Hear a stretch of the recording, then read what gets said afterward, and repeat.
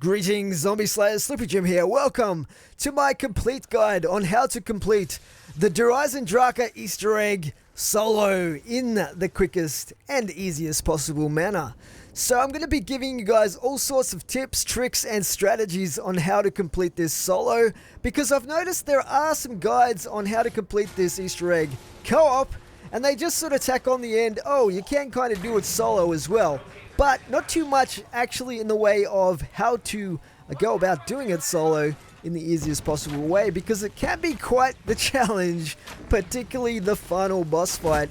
Now, I've tested a whole bunch of different things in this Easter egg to try and come up with the best possible guide for you guys on how to do this, what works and what doesn't, and how to get there. So I hope you guys appreciate this. If you do, please remember to rate the video accordingly and subscribe to my channel if you want to see more Black Ops 3 Zombies content and other Zombies content as well. Okay, let's get into the guide now. The first step for the Easter egg, or at least a step you'll have to complete at some point to complete the Easter egg, is to activate the 4 floor pressure pads located on the 4 sides of the pyramid in the Undercroft area. Now, you do this by simply standing on the pressure pads, and after a certain period of time they will lock into place.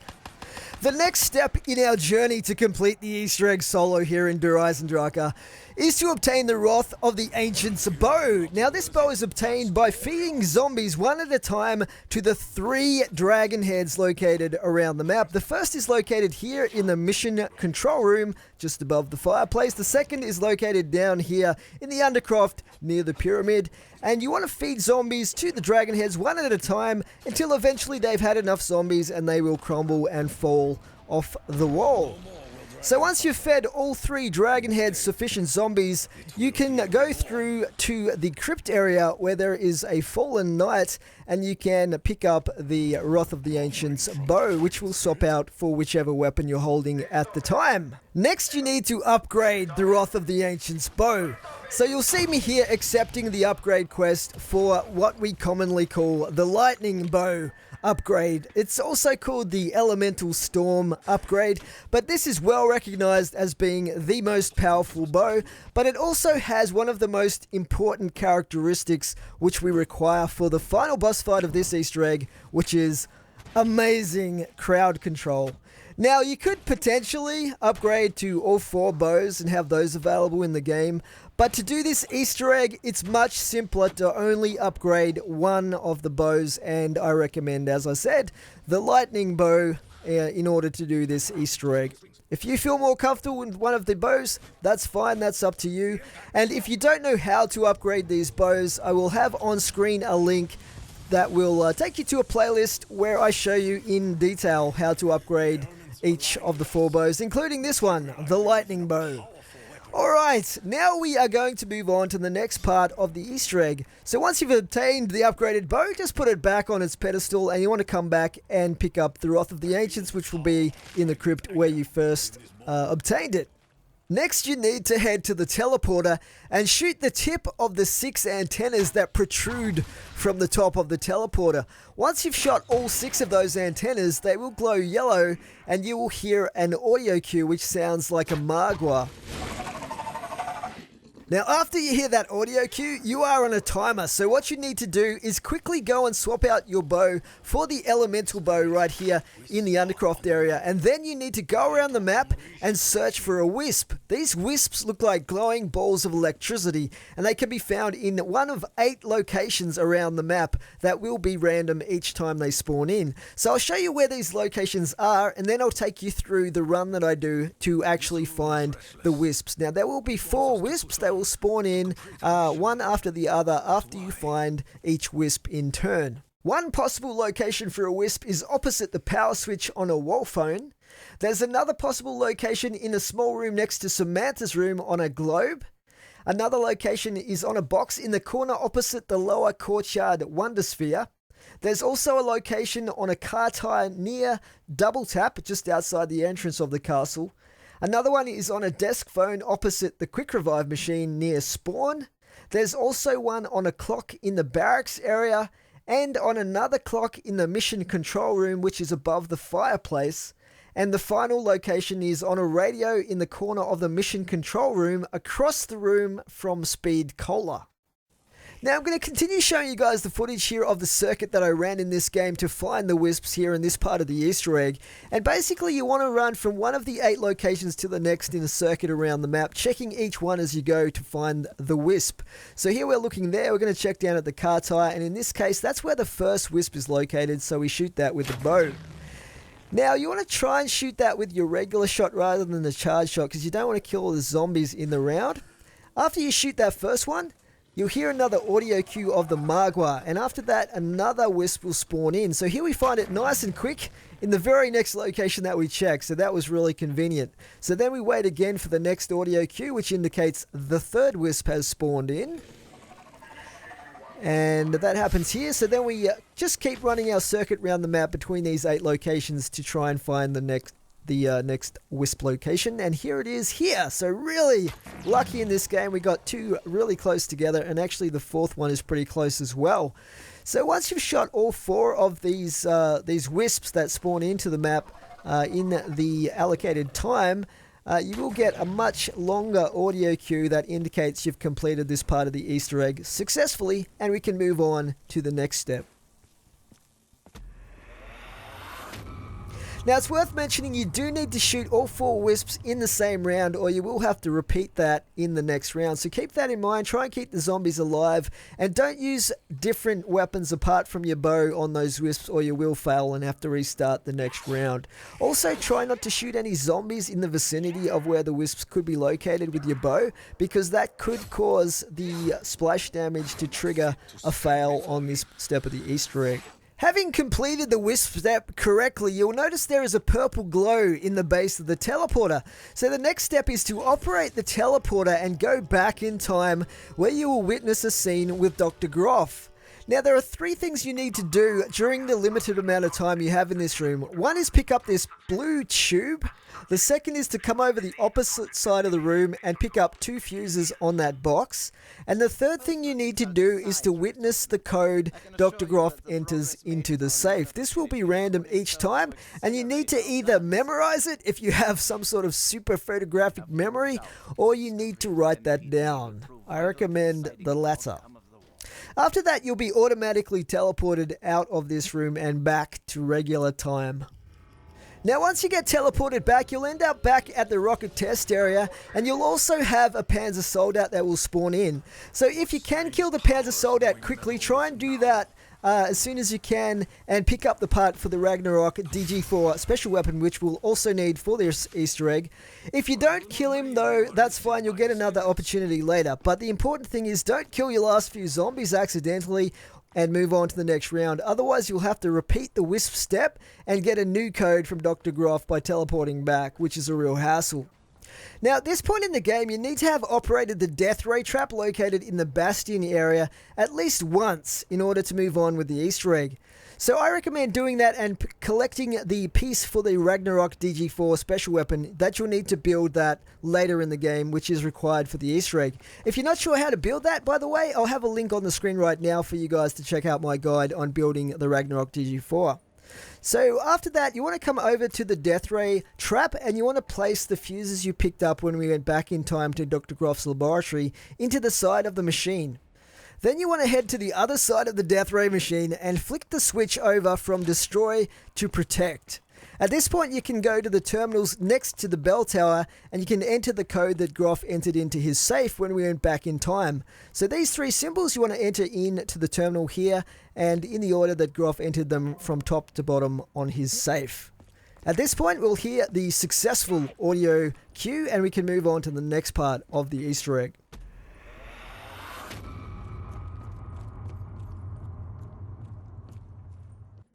So having entered those codes, that actually opens the safe for us back in Dr. Groff's laboratory near the teleporter. So we're going to head back there next, and we're going to pick up 2 of the items that we saw him storing in there when we went back in time. So these are 2 grey tubes and also a cartridge looking thing.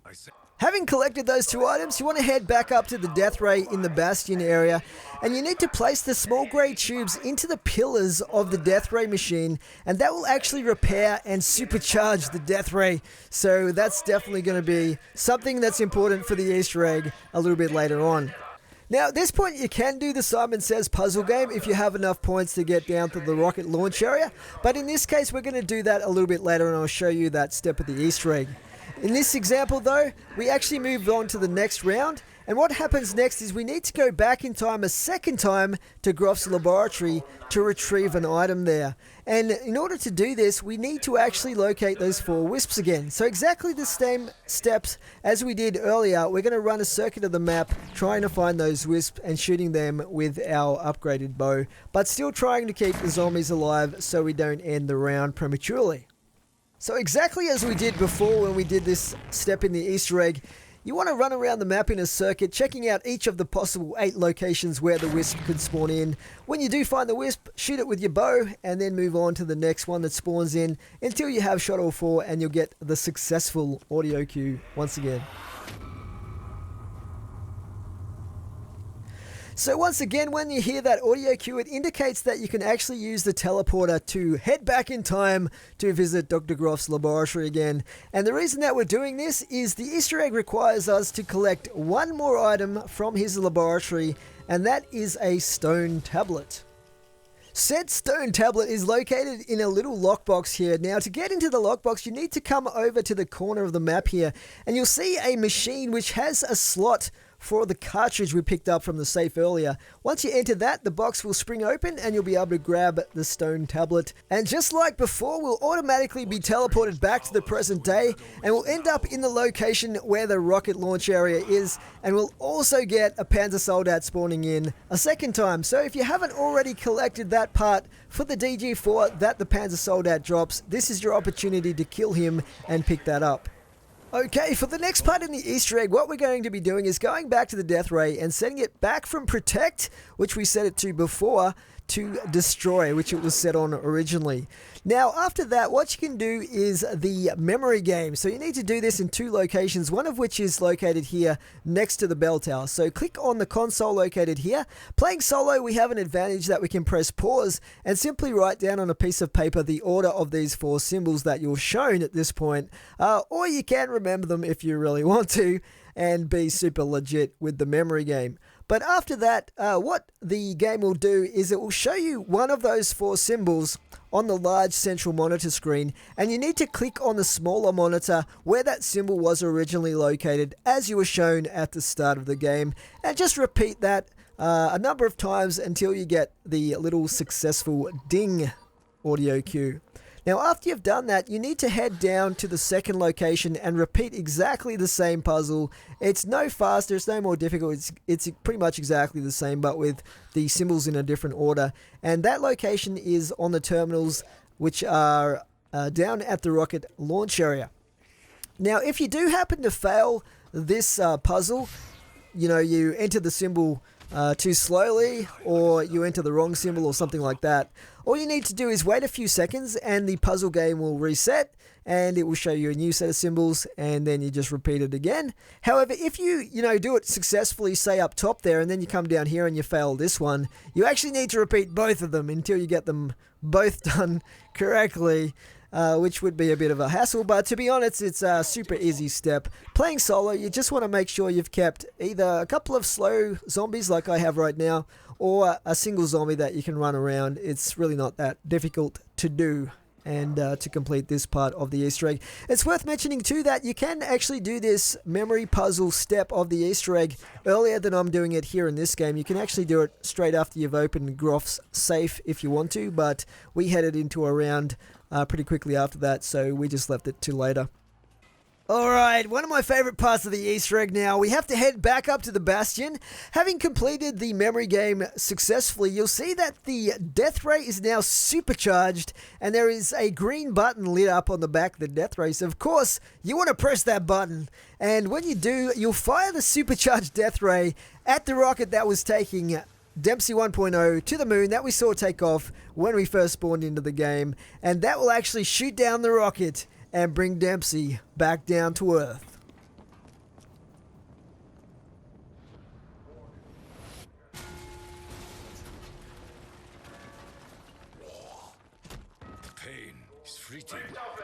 Okay, so Dempsey's rocket will not only have brought Dempsey back down to Earth, but it will also have brought back down to Earth a Vril device, which you may remember from the Moon Easter egg back in Black Ops. So this is located right next to the crashed debris of the rocket, and you want to bend down and pick that up. Just be careful you don't get slapped from behind if you're keeping a zombie like I am, because believe me, they can slap you to death. A single zombie. Yes, thank you, Treyarch, for that new mechanic. Having obtained the Vril device, what you need to do is set yourself up for the next part of the Easter egg with enough ammo and sufficient perks. Having done that, you want to head through to the crypt area of the map, and there you'll find the altar of the fallen knight. So there is a slot in the base of that altar where you can place the Vril device. As soon as you place it though, two things will happen. The first is a ghost will spawn into the map, and the ghost will lead you to various areas of the map where you have to kill zombies. The second thing that will happen is hellhounds will start spawning in constantly. Now the hellhounds will be a hassle, they'll make you waste ammo, they won't even give you points if you kill them, which kind of sucks. But just try and ignore them as much as you can and follow that ghost. Now what will happen is eventually the ghost will take you to an area of the map where he will stop.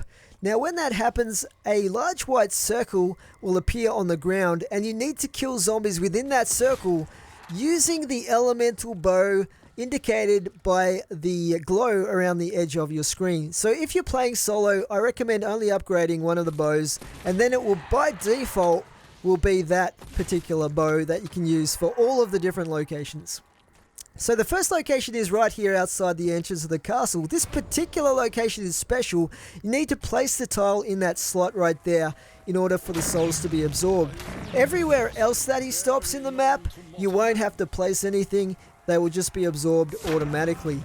But anyway, once you're inside the white circle, you want to start killing the zombies. So if you're using the lightning bow, just use a charged shot and fire it at your feet, and that will control all the zombies so they aren't able to hit you because they're stunned by the electricity, and obviously it'll kill them as well and take out any dogs that are in the area. Now, depending on what round you're in as well, at some point during this part of the Easter egg, you're very likely to have a Panzer Soldat spawn in, so just be ready for that, and you can take him out one of the usual ways, either using your powerful weapons that you've got, or you can set down the Ragnarok DG4s if you have them by this point, trap him in that and then take him out. There's a number of different ways you can kill him, even using the Panzer Soldat Claw Easter egg as well, which is a really easy way to do it. Anyway, after you've filled the location with sufficient zombie souls, the ghost will actually lead you through the map to several other locations where he will spawn that white circle, and you need to do exactly the same thing. You need to fill the tile with enough zombie souls until he moves on. But eventually, after you've filled the final location with enough zombie souls, what will happen is the keeper will actually turn red and he will start flaming. So I guess that's the point where he becomes corrupted. Now at this point, once the keeper goes all corrupted and is glowing red and on fire and stuff like that, he will take you down to the Undercroft to where the pyramid is located. So it's worth going down there and following him and watching the little action sequence that happens. You'll also get a lot of player dialogue and backstory going on as well. So it's worth going down and witnessing that. Now at this point in the game, there's one last little step that we have to do, which involves placing the blue tube that we picked up from Dr. Groff's laboratory the first time we went back in time. So you'll see like a levitation sequence here, and the zombies will actually spawn out of the map for a brief period of time, so you have a bit of a break where you can listen to the audio. But as soon as this dialogue finishes, the pyramid will actually spawn back in, and one of the blue pillars will be missing from the corner just to the left of where I'm standing right now. That corner, you need to place the blue tube that we picked up when we went back in time. So just be ready to do that. I recommend doing it as soon as the pyramid spawns in, because otherwise you're going to have a ton of zombies spawning in all over the place that can make it a little bit difficult to do without training them all up. Alright, so a really cool sequence there, and you'll have an opportunity to kill a lot of zombies as well and get some points going.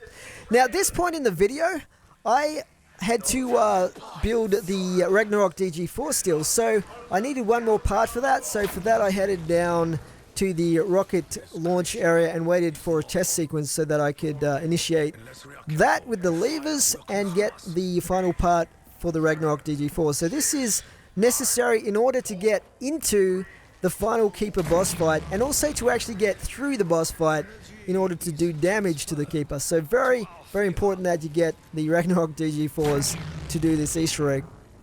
So we're just going to finish off this last step in order to get the final part that I needed in this game.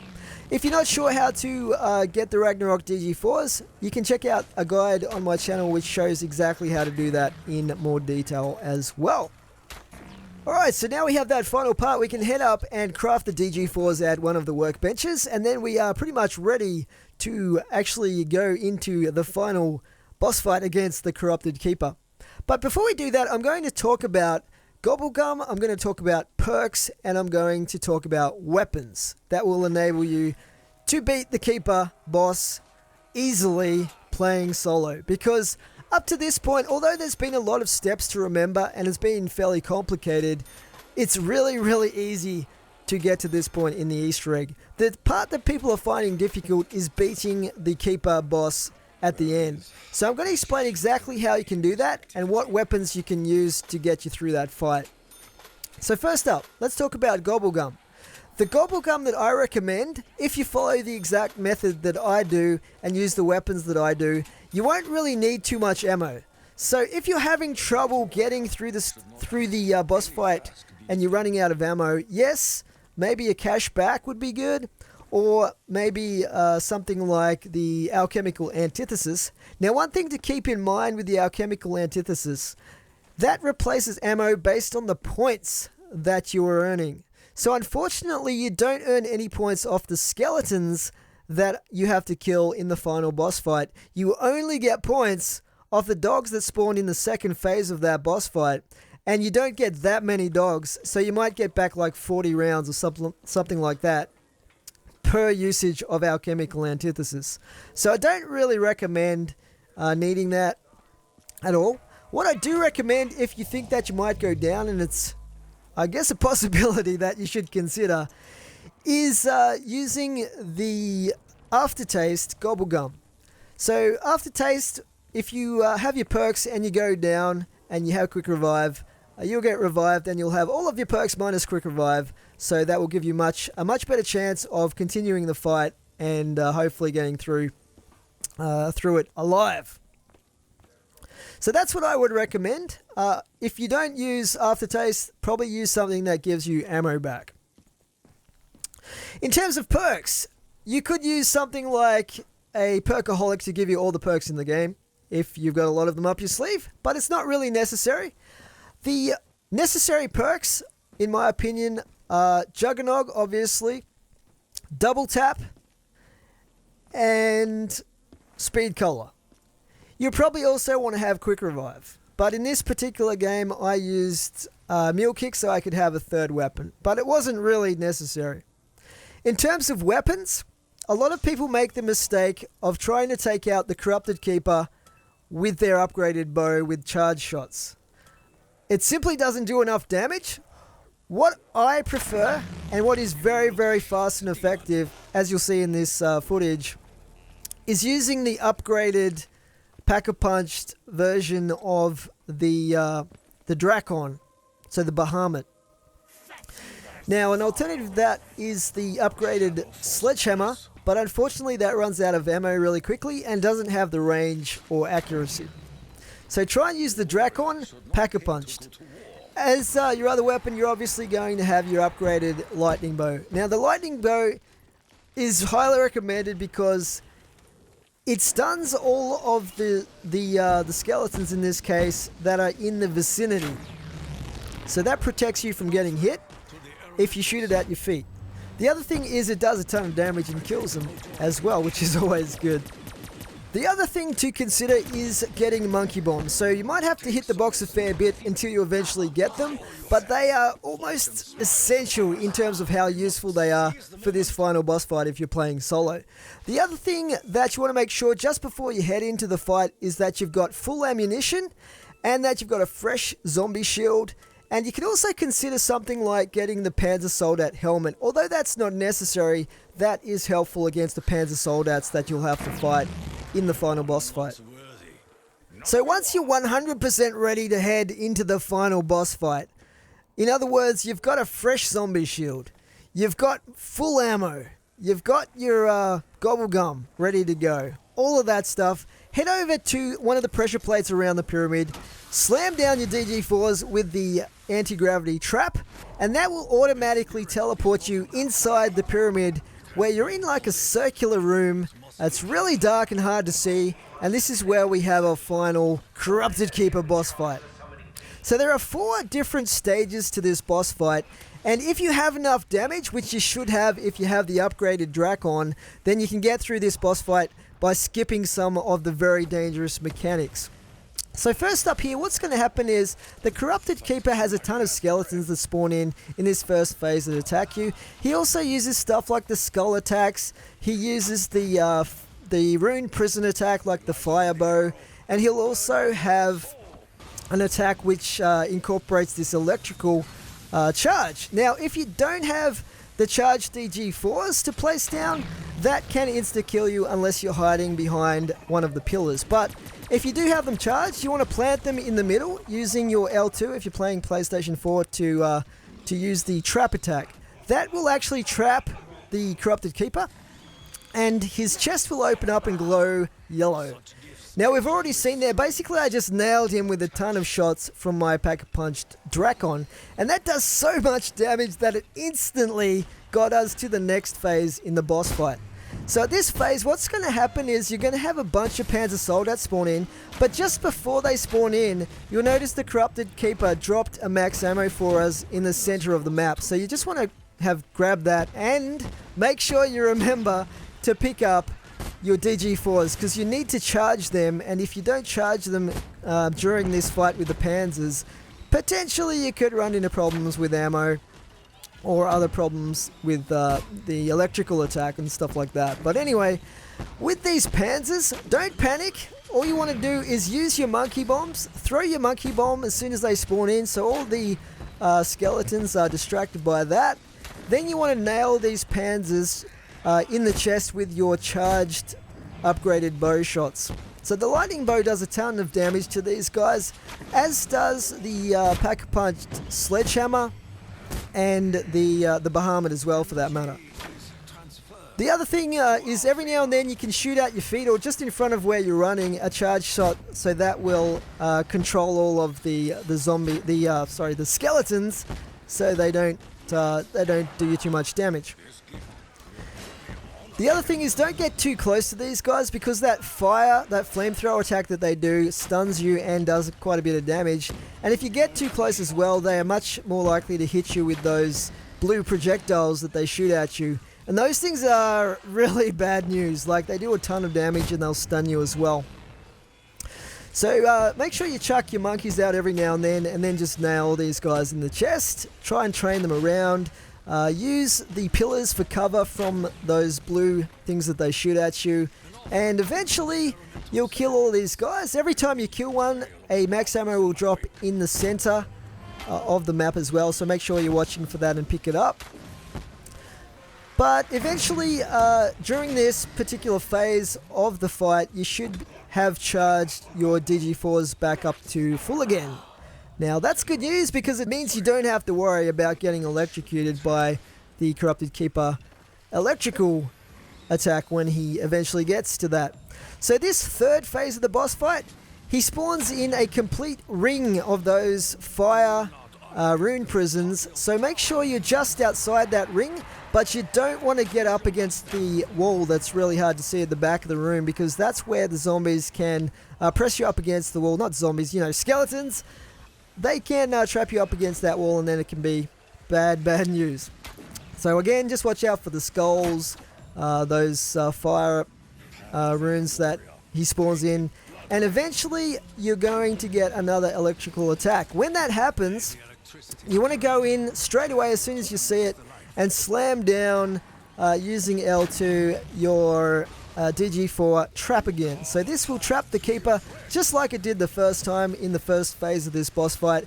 Shoot a charge shot at your feet or throw a monkey bomb and then just nail this guy in the chest as soon as it turns yellow with your Bahamut. And you can see just how much damage that thing does. It is incredible. Way better than the charge shot with even your lightning bow.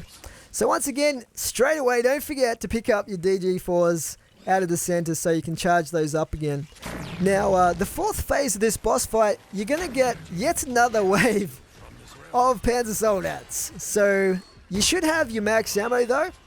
So you can just repeat the same process of throwing out your monkey bombs, nailing these guys in the chest, using your charge shots, all of that good stuff, and you should have no problems at all. Now, after this part of the final boss fight, you'll have to face the Corrupted Keeper one final time, but it's really just more of the same. So you just follow the same process that we did really the first and second times, and you should be fine by that point, provided you have enough ammo.